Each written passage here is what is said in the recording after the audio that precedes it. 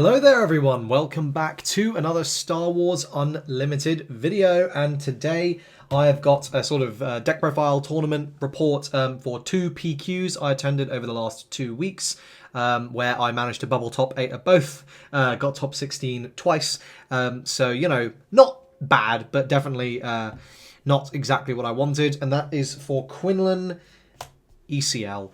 This is a deck that I saw win the PQ in Chicago, and I gave it a go, and it is super fun. Those of you may remember my videos talking about how much I was just convinced Quinlan was going to be insane, and in particular, Quinlan ECL was going to be insane. Obviously, since then, we had the Boba ban, which I think brought the mid-range version of this deck stonks down like considerably, but now, I think this sort of aggro variant is really fun. I don't know how it's going to be positioned moving forward. I think we're going to need to do some experimentation to, have good matchups and make sure we can beat the field as the meta continues to evolve, and in particular as we see our bad matchups increase in volume, and I'll sort of talk about that later. But yeah, Quinlan ECL. Let's get started. So as I said, this is an aggro deck.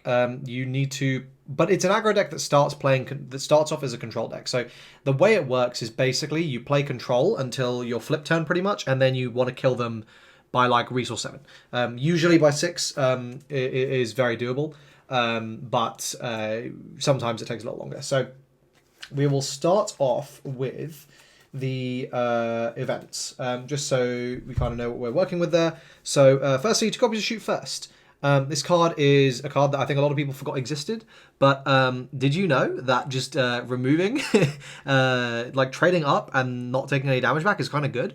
It is. So yeah, I've also found this card to be really valuable sort of insulation against force throw. When they force throw you and you just discard a Shoot First, that does not feel good for them. And yeah, it's just been an all-round good card. It's also a pump, so you know, sometimes you just need 1 extra damage to win the game, and this card will get you there. So it's a good card. 2 copies of Surprise Strike. This deck is 53 cards, and I still don't really know what I would cut after running it at the PQ this weekend. So like, yeah, I would like 3 copies. I don't really want to go up to 54 though, so feel free to make your own cuts and changes to the list. And then 2 copies of Spare the Target. So you're probably wondering why this isn't Waylay. That is because we do play bounties in this deck. We play 1 bounty in particular, and I want to have the option to be able to claim the bounty via that. If Bosk increases in play rate, then maybe we switch this to Waylay, because I don't think it happens very often where I'm claiming the bounties from that. So is it really worth it? It's won me games, is the truth though. So yeah, I don't know. I don't know if it's winning me enough games. That's it for the events. So let's talk about the upgrades, because that's the next piece of the puzzle. You need to understand the power level of this deck. So got a couple obvious ones here, right? So firstly, we got Hot Shot Blaster. Obviously, we're playing this card. It's very good. Pump out of the row. And as I mentioned, we have 3 copies of Bounty Hunter's Quarry. So this card is completely ridiculous, right? Like, this is a 1-cost player 3-drop, right? And I think I've whiffed with it maybe once in like 200 or 300 games. Like, it always hits, basically. And when you're pulling out a 3-drop, like, even on the top 5 searches, like, it very, like, I think I whiffed one search when it was a top 5. So you just don't miss it when it's top 10, and when it's top 5, it's very unlikely. Yeah, this card's insane. It is a ridiculous value. So the games where you are able to get multiple of these in the early turns are games where you just tend to steamroll and run away, because like that is so much resource advantage you have over your opponent. The most important thing is just to not get greedy, right? Like, don't try and be cute and when there's a possibility of you getting disrupted through a bounce or something, like just claim the bounty, get your value, and be happy, because 1 of these is probably going to swing the game in your favor. 2, it also is, but but if you get disrupted, then suddenly you're in a massively losing position. Next, the card that made me want to play the deck, General's Blade. So this card is big, right? Like, with all the lightsabers, if they go on and they stick, they are absolutely terrifying. This gives you access to a host of disgustingly broken plays. because it is reducing the cost of cards you're playing. It goes on to Quinlan, makes him a 6/10. It's very, very beefy, very hard to remove. It's just an incredibly strong card. Now, it's not, it's not as good as Darksaber on Sabine. It's not as good as Boba Fett's armor on Boba Fett, but it's probably about the third best, leader with a beat stick in the game. And I think the most important thing to know about this is right now, yes, people are playing Bamboozle, but no one really is playing Rival's Fall. And that's really what you're worried about. Like, if they Bamboozle it and add it back to your hand, that's not great. But often, by the time you're putting this onto your leader on the flip turn, they're tapped out. So they've gone -2 to do that. And you can just claim and slap it on at the start of the next turn. It's often not that big a deal. So, yeah, this card is very, very strong. And I think that right now, with Rival's Fall basically being out of the meta, is particularly good. And that's it for the upgrades. So now we can talk about the units, and we can sort of talk about the way this deck works. So we play 11 2-drops at the moment. I was playing 12. Again, space has just been really rough. I'm just going to lay them all out and explain why they're all here, because that probably makes more sense. And you may have questions about some of them. So Battlefield Marine is the most stat efficient one of these 2-drops, so we play it. L3 is insurance against Tarkentown decks, because you can just play it turn 1 and it's not going to just get deleted. Leia is really good. She is unique, which is why I don't and I can't smuggle her out or anything, so that's why I don't have 3 copies of her. She's also a 2/2, so she's a pretty awful turn 1 play unless you also have a Bounty Hunter's Quarry. But in the situations where you do have that, she becomes a very, very powerful turn 1 play. But largely, you're using Leia as either a slot-in 1-drop where you have 1 resource spare, you just play her and untap 1. So you're just getting she becomes a 1-drop 2/2 in that situation. It's fine. Or more realistically is just to tap down your opponent's leader on the flip. You just go no, exhaust it, and against some decks that's just going to be the game then and there, right? They're building up to for example, in Han Yellow they're building up to 7 resources. They haven't really got anything great to do on 6, and you just go yeah cool. I don't have a Plo Koon or something, but I'm just going to play Leia, tap down your leader. And now you're in a kind of sticky situation because you're not going to get the 7 resources you need. Your leader's vulnerable, and I'm probably going to kill it. This can stop you losing games, right? I've had situations where the opponent has cunninged, and I've had 2 resources up, and I go, yeah, cool, play Leia, exhaust your cunninged unit, great. I promise it's not just bad Howland pilots or anything. This card comes up a lot. It's very, very good. Gamorrean Retainer is low-key the most important card in this deck. This card is absolutely broken, genuinely insane in this particular deck, because one of the next card, I think we just have to talk about it first, which is Hu Yang. And I guess we'll put Hu Yang here. This card does so much, it is unreal. Hu Yang is ridiculous. +2/+2 on a 2/4 body. You turn Gamorrean Retainer into a 5/4 Sentinel, which is actually really hard for most decks to deal with. There's not a massive amount of bounce running around. And if they're using the bounce, then okay, they didn't develop their board that turn, so you're probably feeling okay with that. And if they bounce the Hu Yang, you cool, just play it next turn. And if they bounce the unit you Hu Yang buffed, okay, fine. I mean, you still got to stick a 3-drop, it's 2/4. It's good. So yeah, and this card's just insane. You pull it out of a Bounty Hunter's Quarry and you can just ruin your opponent's day. You can buff your Quinlan up to a 5/8 and 5/9 with it. Stab a General's Blade, make your Quinlan an 8/12. It's just ridiculous the stuff you can do with this card. It is insane. It is absolutely insane. Another insane card here. I guess we'll put it here because we're running out of space. Sundari Peacekeeper. This card's busted. This is the reason you can beat aggro. You cannot beat Sabine without this card. And you can't beat Django without this card half the time. You really need to see this card in the aggro matchups, but my god, this is completely insane. When you see it, this is winning you the game. All the time. This card is so strong. It is a 3/5 that says restore 2. If you the games where you establish 2 of these against aggro, you just win. It's not even close. You just completely dominate. Yeah, just insane staple card. Great ECL target. Really, really good. 3 Cobb Vanth. I really like Cobb Vanth because oftentimes your opponent's going to be trying to trade into your board, or you're going to be trying to trade into your opponent's board. And Cobb Vanth just says, don't worry, I'm maintaining board presence. And That is so important going into the flip. Like, you need to have 1 or 2 units out. Like, if you have no board into the flip, you just lose. But as long as you have units on the flip, your opponent's not going to be able to disrupt you having your coordinate live on your 5 drops, which is absolutely massive. Cobvanth is also great insurance against control decks because, like, yeah, cool, play your Power of the Dark Side. I'm going to sack my Cob and just get out another 2 drop, and I'm fine, and you just wasted a turn. So yeah, very, very important card. And then finally, like, oh no, not finally, sorry. And then obviously 3 Falcon, duh. 2 Sanctioner's Shuttle. So this is a card I had taken out of the list and I put back in last minute. And guys, this is a good card. Just capturing 3 drops or less, like, that's against aggro decks is very, very valuable. I think I could probably move it to the side after this. Like, I don't think I necessarily needed to main it. And, like, obviously, like, the deck is bloated at 53 in the main. So, like, I'd like to get it down to 50. But yeah, it's just a 2/3/3 drop that captures something when you have Coordinate live. Obviously, you need to have Coordinate live, but pulling this off a Bounty Hunter's Quarry again, like, sometimes your opponent's just not expecting it. And equally, another thing they're not expecting is probably the MVP of, like, the late card editions. Admiral Akbar, this card is ridiculous. This card is absolutely insane.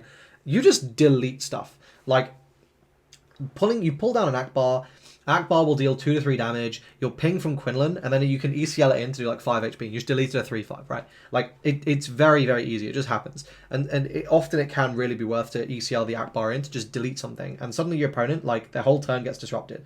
Pulling Akbar off a Bounty Hunter's Quarry when your opponent's not expecting it is crazy. In my first round, I deleted my opponent's Anakin leader. Like, he deployed, I went Akbar, bye-bye Anakin. My opponent's like, what? Like, yeah, like, obviously I was winning that game because I had such a wide board. The fact that my Akbar was just deleting Anakin is kind of crazy, but yeah, just a ridiculously powerful card, you got to play it. And finally, on the 3 drops, 2 copies of tech. You need this for the sort of mid-range control decks, games that kind of go long. Okay. We are almost at the end of the main deck. So 4 drops, 2 Kira. Yeah, good card is good. You can time walk your opponent with it. It shuts down like some really important cards, like into control. If you can shut down the Super Laser Blast, like, you can just get there. So yeah, just an important card to have. Okay, 5 drops. This is the best card in the deck. Ayla Secura. This card's ridiculous. Like, yeah, if Coordinate's live, this is like genuinely the best 5 drop in the game, I think. Like, it's, you know, it's up there with Poe if Coordinate is live. ECLing this in, deleting something, and then you have a 5/6 your opponent just has to answer, otherwise it's going to delete something every single turn. It's just crazy. Like, yeah, it's not as good as Poe, but, like, good lord, it's really good. Obviously, if Coordinate's live, this card isn't live, this card is terrible. And if you've burned your ECL, this card is also terrible. So you have to be, like, kind of careful, like, knowing which matchups you can burn the ECL early and which matchups you really should save it for Ayla. But this is such a threat. Your opponent has to answer it immediately because, like, also, if you're not playing against blue and you just, like, slap a General's Blade on Ayla and make her, like, a 9/8, like, GG, right? Like, nothing survives that. And 2 Plo Koons. I found that I was fine with just 5 of the 5 drops.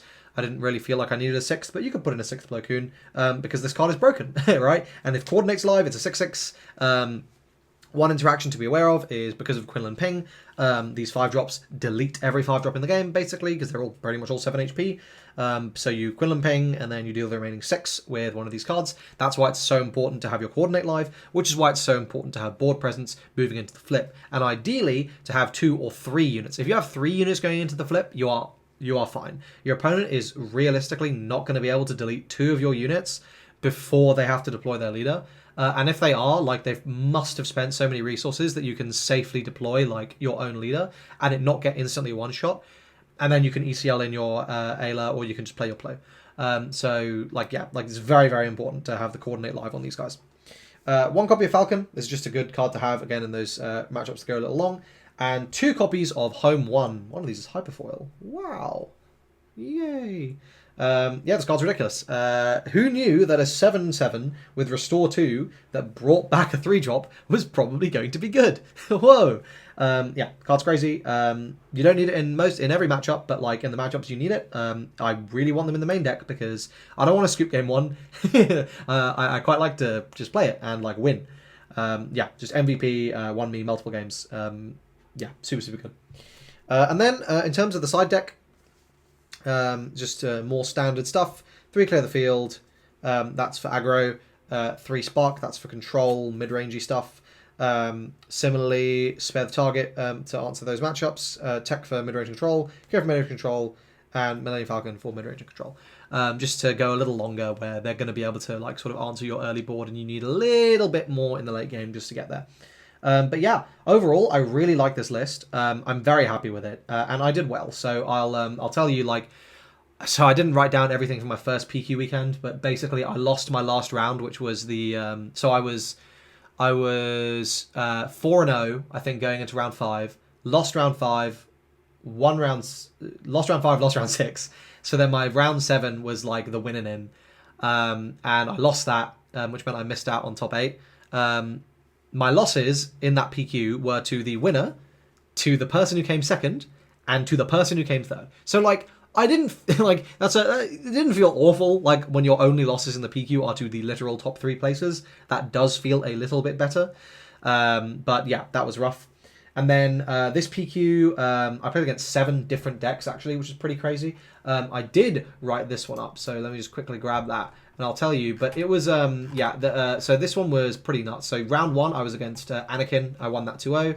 Round 2 against Django Tarkentown, I lost that 0-2. Round 3 against Boss Green, I lost that 1-2. So bad start. Round 4, Quinlan Tarkentown, I won 2-0. Round 5, Quinlan Green, I won 2-1. Round non-ECL. Round 6, Palp Sidious Blue, I won 2-0. And round 7, Sabine ECL, I won 2-0. And so that might sound like, oh, but you lost really early, like your tiebreakers must have been terrible. So the people I lost to were one of the 2 Djangos who made top 8. He was undefeated into the final round. He lost the last round of Swiss. And the Boss Green, who also made top 8 and won the entire PQ. So once again, I lost to a top 8 player and to the winner of the PQ. So, you know, like, considering this is a relatively off-meta strategy, like, what can you do? And Bosk is a bad matchup for this deck. Like, it's really bad. So it is what it is. The Django was rough as well. Like, I definitely feel like my opponent saw some very nice cards. But yeah, I think this deck is gas. I really, really like it. In terms of how to play it, as I said, you know, you want to play it controlled in the early game, develop value, and then on the flip, you just turn the corner and just go, and now I kill you, basically. You start hammering them. Basically, usually you come out of the flip turn with, 3 to 4 units on board. Your opponent has nothing. All your units are massive, and they're, really on the back foot, and you're just turning your card sideways and hitting their face. And usually you get there because you've done some damage earlier on anyway, but sometimes you need to, play a Falcon later to just get there. But, yeah, this deck is gas. I really recommend it.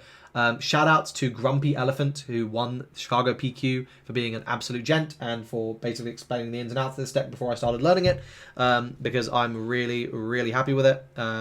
You can probably just about make out each card on this playmat, so there we go. This is the 63.